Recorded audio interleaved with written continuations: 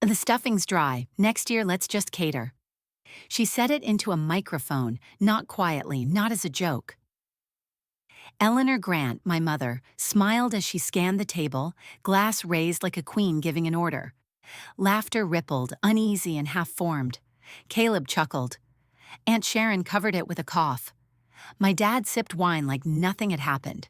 12 people, 12 full plates. Not one voice said, "Actually, Maddie made all this."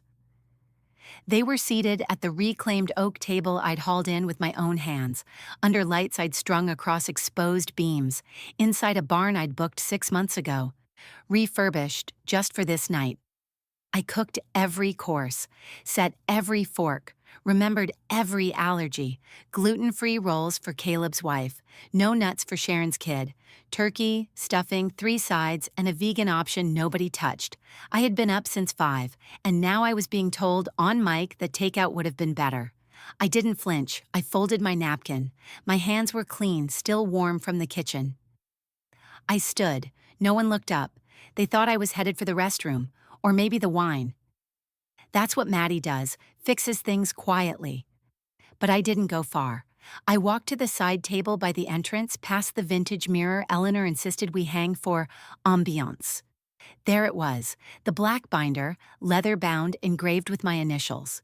Inside were 6 months of planning, floor layouts, seating charts, backup schedules, full logistics for Christmas in Vermont, New Year's at the lodge, and the summer lake house. All of it. Every reservation under my name, every deposit paid from my account. I carried it to the table.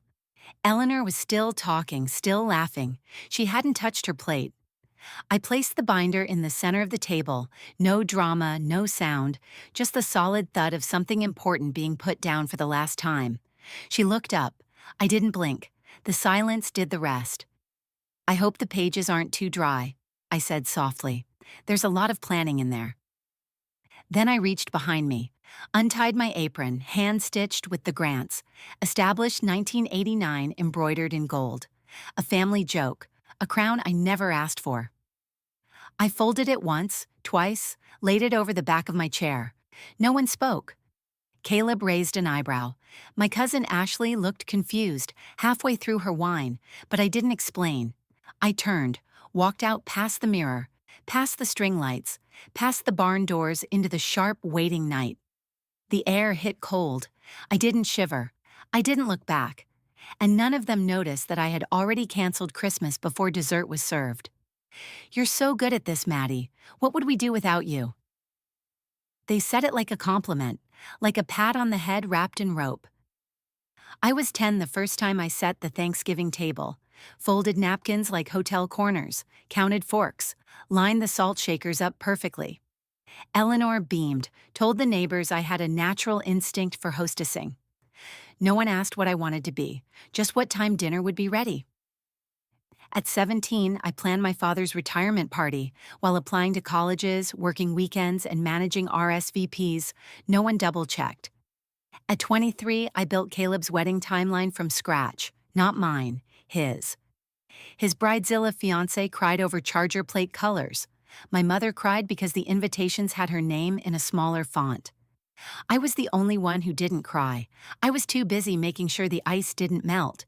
They called me the backbone, the fixer, the glue, but glue doesn't get a seat at the table. It just holds the table up. By 34, the cracks showed. It was my birthday, not a milestone, just another Tuesday. But I thought maybe, just maybe, someone would plan something. A dinner, a cake, a card. Instead, I got a group text from Eleanor, sent to the whole family. "Can Maddie plan her own birthday brunch? She knows what restaurants she likes, not a joke, not sarcasm, just delegation packaged in an emoji." I stared at it for 10 minutes. No one else replied, not Caleb, not my aunt, not even Ashley, who usually added a GIF. And like I always did, I said yes. I made the reservation, paid the deposit, sent a reminder. The day came and I smiled through it, sat at the end of the table, camera in hand, snapping pictures of everyone else. No one offered to take one of me. The only photo I'm in is a reflection, blurred in the restaurant window, holding the phone. That was the moment I started pulling back. Not loud, not angry, just less. I stopped offering to grab dry cleaning when they visited. Let the group texts marinate for days. Took a vacation and left the laptop at home. No one noticed, not at first.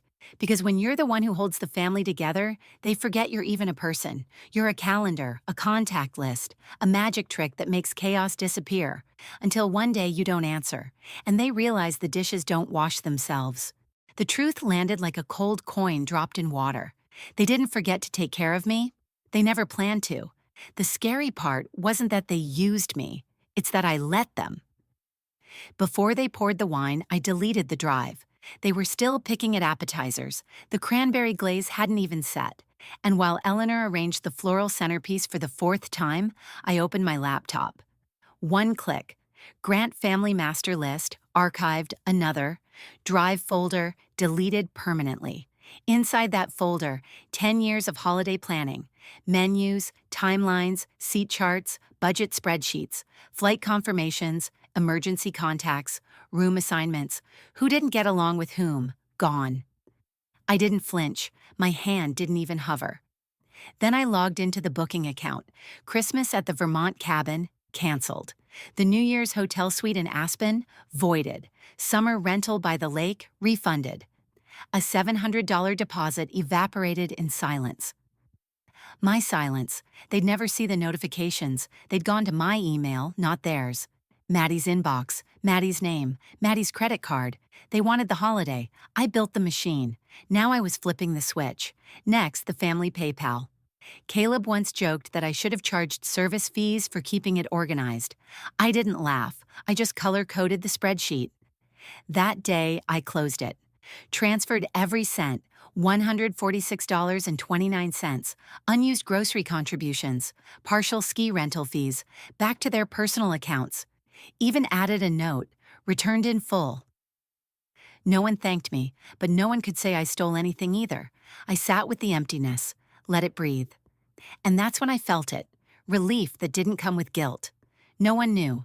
They were still sipping wine, complaining about road conditions, making fun of vegan stuffing, but I had already left. Not physically, not yet, but the blueprint of me, the part that kept their world spinning, had quietly erased itself from the foundation. I didn't slam doors, didn't post about boundaries, didn't send a long family message explaining why. I just cleaned up, like I always did. Only this time, I didn't refill the shelves. The binder I left on the dinner table wasn't a cry for help. It was a receipt, proof of labor, a record of all they'd never seen. And when they finally realized the holidays were gone, there'd be no Maddie to fix it, no calendar to check, no file to re-download, just confusion, and the sound of nothing working. They wouldn't notice yet, but when they did, it would already be too late. Caleb's text came at 9:14 a.m., short, smug, and about to fall apart. Hey, weird Q, did the Christmas Airbnb glitch? Can't find the res, just says canceled? LOL. The LOL was vintage Caleb. Passive, performative, not actually laughing. He was trying to sound casual, but underneath it, panic. I didn't reply. I didn't even open it. I just watched the preview on my lock screen, then slid the phone face down. 2 minutes later, a new ping, this time from Eleanor. Subject line, we need to talk about the holidays. No greeting, just 5 paragraphs, sharp-edged, blame dressed as concern. I know Thanksgiving didn't go how you wanted it to, but canceling plans without notice is not fair to the family. People rely on you, Maddie.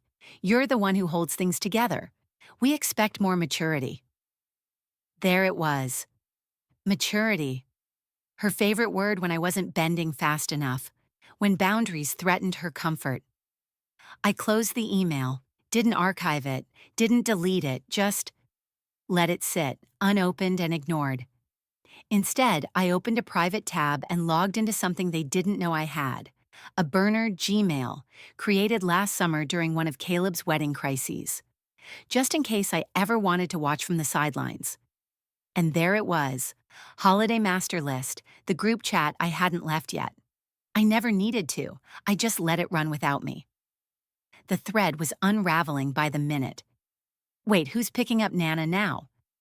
Did anyone check if the lodge reservation still stands? I thought Maddie had the spreadsheet? Why can't I open the folder? Is it locked? Caleb, weren't you supposed to confirm the catering? No, Maddie always does that, doesn't she? Message after message, no tags, no direct pings, but each one felt like a ripple from a crack they couldn't see yet.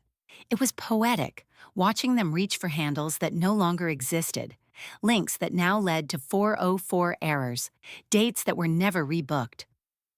I scrolled slowly, sipping coffee I didn't brew for anyone else. My laptop chimed, another email, this one from PayPal. You've received $146.29 from the Grant family account. I smiled. They just now realized the money was gone too. Still, I didn't answer, didn't type a thing, not even an emoji. I had become the ghost in their machine, the architect gone missing. And watching them flail without me? That wasn't cruelty, it was clarity. The group chat was spiraling, and I hadn't typed a single word. People don't notice a keystone until the arch caves in. That morning, the group chat hit 28 messages in under an hour. Do we know who's handling airport pickups? Ashley, are you bringing the pies or am I? Caleb, is there still a dinner headcount spreadsheet? Can someone resend the grocery list? Who's got the hotel block code? Where is the master calendar? They weren't capitalizing out of excitement. They were unraveling. I sat at my desk, coffee in hand, watching the digital pileup unfold.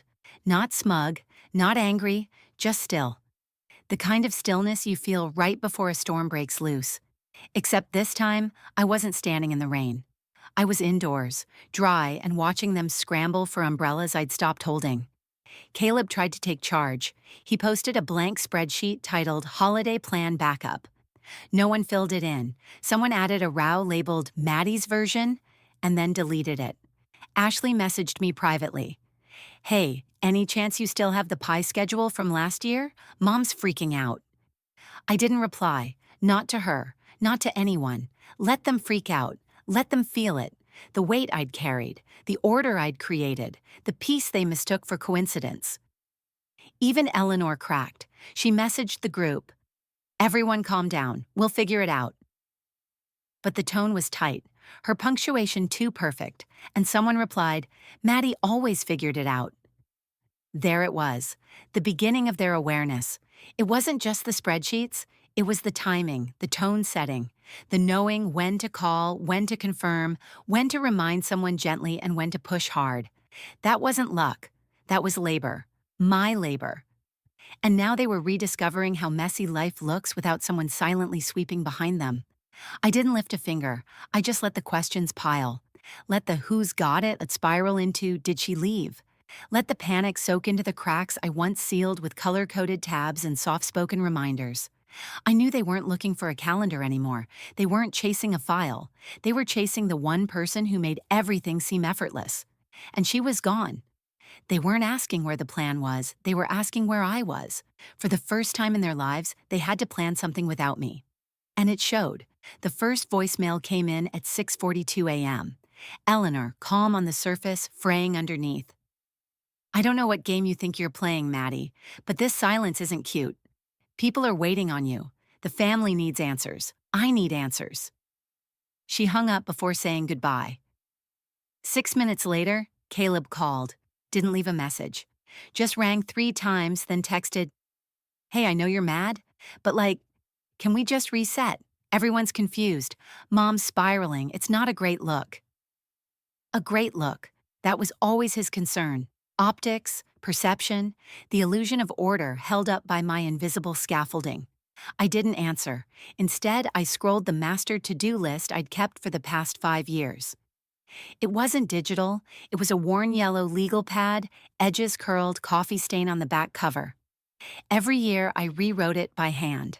November to January, birthdays, travel, grocery lists, backup pies, guest allergy tracker. It sat unopened in my drawer now. They were texting each other, sure, but not to lead, just to delegate, tossing tasks back and forth like hot stones. Did you order the tablecloths? I thought Maddie did that. Well, can someone follow up with the caterer? No one has the number. That one made me laugh, out loud. Of course they didn't. I'd stored it on the now-deleted drive, labeled Vendor Backup Holiday 23. Ashley tried again. If it's a money thing, just say so. I'll cover the pies. It was never about the money. It was about the weight. About how no one, not one of them, had ever said, "Let me take something off your plate." They just scraped their own plates clean and left mine full. Now they were hungry again, and there was no dinner service. No Maddie to print the seating chart. No Maddie to remember Aunt Luann was off dairy this year. No Maddie to check the guest room pillows or light the damn candles. Just Eleanor's mounting fury, Caleb's guilt-wrapped requests, and a dozen confused adults trying to assemble a puzzle without the picture on the box. I stood by the window watching the light shift on my hardwood floor. Silent. Still. The control hadn't just shifted, it had evaporated, and the echo left behind. It wasn't grief, it was logistics. They weren't grieving me, they were grieving their convenience. I didn't raise my voice. I raised the binder, thick, black, leather-bound. My initials embossed in the corner, MG. It weighed less than it looked, but more than they'd ever know. Inside, a decade of structure, every itinerary, every holiday seating chart, every vendor contact, every password scribbled in neat black ink, color tabs divided by year, sticky notes flagging family updates, a printed index titled, "If I Ever Get Hit by a Bus." They laughed when I first said that. Now, no one was laughing. I placed it at the center of the table, between the cranberry sauce and the untouched stuffing, right where the flowers used to sit before Eleanor adjusted them 4 times. Nobody blinked, not at first. They thought I was going to refill water or grab more napkins. I didn't explain. I didn't apologize. I just opened the binder, flipped to the first tab, Holiday 2023, all logistics, and smoothed the page with one palm. Ashley paused mid-bite. Caleb looked up from his phone. Eleanor froze, wine glass halfway to her mouth. "You always said you couldn't live without this," I said quietly. "So now you don't have to." I slid the binder forward until it touched the base of the wine decanter. It knocked slightly. No one moved it. No dramatic music. No gasp. Just stillness. That kind of silence that feels like impact. I reached behind me, untied my apron, the one Eleanor had monogrammed with head hostess. Gold cursive thread, never meant to be kind. I folded it once, then again, laid it gently over the back of the chair. Aunt Sharon looked like she wanted to say something. Caleb opened his mouth, then shut it. "And me?" I breathed. For the first time in years, I wasn't calculating the next task. I wasn't checking if the oven was off, if the candles were too close to the garland, if the lactose-free potatoes got served with the right spoon. I wasn't doing anything except leaving. I walked past the table, past the lights I strung, past the front door I unlocked for 12 people who didn't once ask how I was. I didn't look back, didn't wait for a thank you, didn't explain what was already clear, because I had just handed them the thing they always claimed they needed. I gave them everything they said they couldn't live without. And then I walked out the door. The next photo they posted had paper plates, no centerpiece, and 12 confused faces. It was Ashley who uploaded it. Christmas Eve. A group shot, poorly framed, someone's elbow cropped halfway out. The caption read, "This year's Thanksgiving-style Christmas was a little improvised. Still grateful, though." No one was smiling, not really. Just that forced family tightness, like someone whispered, "Say cheese," with a warning under it. No matching napkins, no menus, no place cards. Just a folding table, 2 half-empty foil trays, and a stack of solo cups like it was a college potluck. I stared at it from my cabin, fire flickering, wool socks on, coffee mug warm in my hand. Then came the comments. "Where's the usual spread? Did Maddie not host this year? Y'all look like you forgot the host. This doesn't feel like your family's vibe at all. No table runner?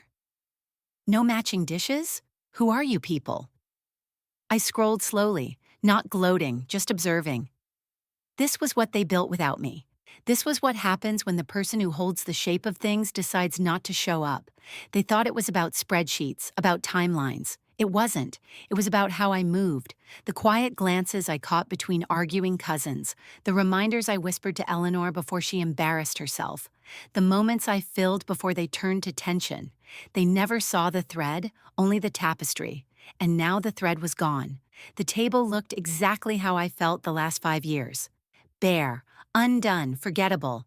I didn't repost the photo, didn't screenshot the comments, didn't say a word. Instead, I stirred the soup on the stove, lit a candle I'd picked out just for me, cedar and smoke, turned the page of a novel I wasn't reading for anyone's book club. Outside, snow whispered against the windows. Inside, I wasn't needed, and that, for once, didn't ache. I thought back to the monogrammed apron still folded in my drawer, the one they gave me the year Caleb said I should just make it official. Official what? The help? They could keep the title, because the photo told the whole story. The table still stood, the people still gathered, but the warmth was missing, the spark, the rhythm. Turns out I wasn't invisible. I was structural. The first message that didn't blame me came from Ashley. It landed late. December 27th, 9:41 p.m.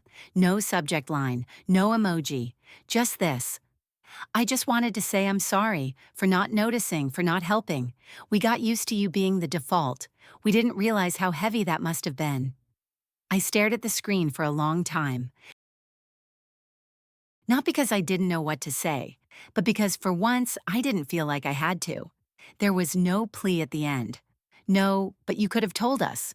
No attempt to explain away their silence. Just acknowledgement. Clean, honest. I set the phone down, screen still glowing. Outside, wind moved through the trees like a breath I didn't have to hold.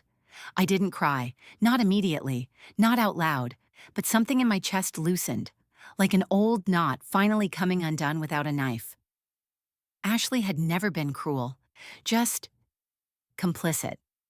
Quiet in the way people can be when they think someone else will step up first.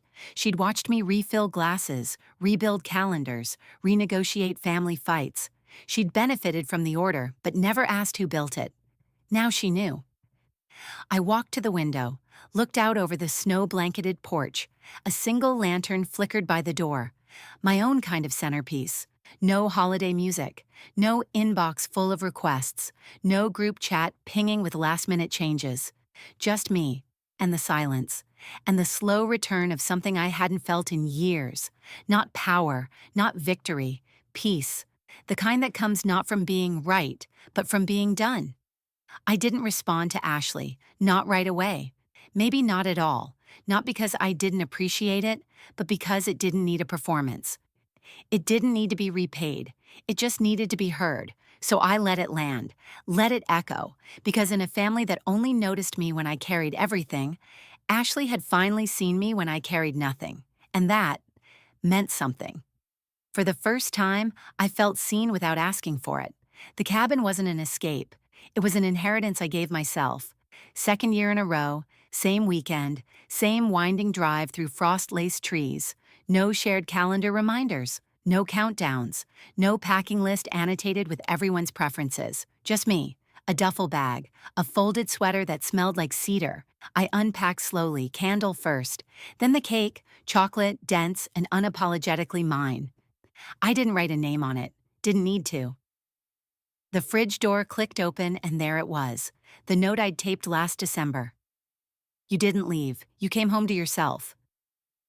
A woman in her 60s had said that to me on a hiking trail earlier that year.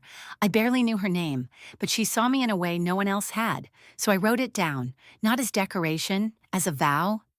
I stood there for a moment, fingers grazing the paper, and smiled, because this wasn't exile. It was return. The dinner table back home might have been crowded, might have had noise and leftover tension, but this was quiet, warm, whole. I still cooked, of course I did. Roasted root vegetables, garlic chicken for one, mashed potatoes with way too much butter.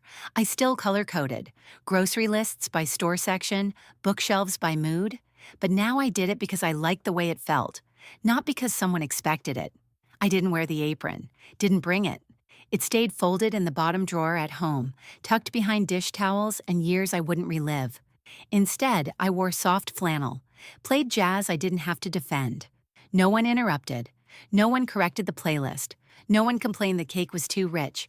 When the first snow fell, I opened the window, let the cold kiss the tips of my fingers. No one needed me, and for the first time, that didn't mean I was alone. It meant I was free.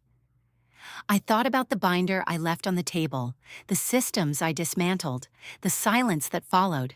I knew they were still fumbling through group chats, still debating who would host next year, still using my old templates without realizing they'd been built to keep them afloat.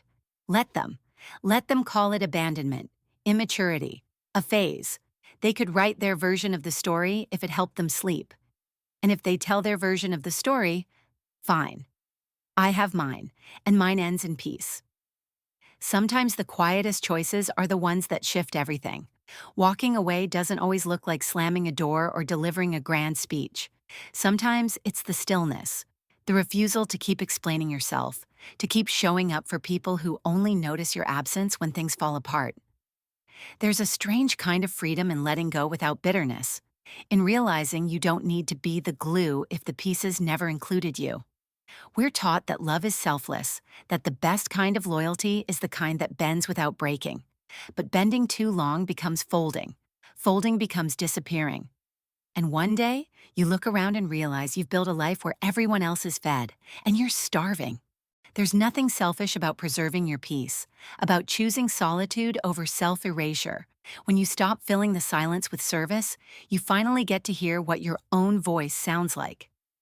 It's not abandonment to step away from a role you never auditioned for. It's remembrance of your worth, of your wants, of the life waiting on the other side of being needed. You're not here to be the background of someone else's celebration. You're here to light your own candle and call it home. Thank you for spending this time with me. If any part of this story echoed something you've lived through, if you've ever felt invisible while holding everything together, just know you're not alone. There's a quiet kind of strength in people like you, and it deserves to be seen. If you feel like sharing, I'd love to hear your story in the comments. Sometimes just putting it into words is its own kind of release. And if stories like this help you breathe a little deeper, feel a little less alone, you're welcome to like, share, or subscribe, only if it feels right for you. I'll be here, telling more stories that honor the strength it takes to walk away and choose yourself. Take care of your peace. You've earned it.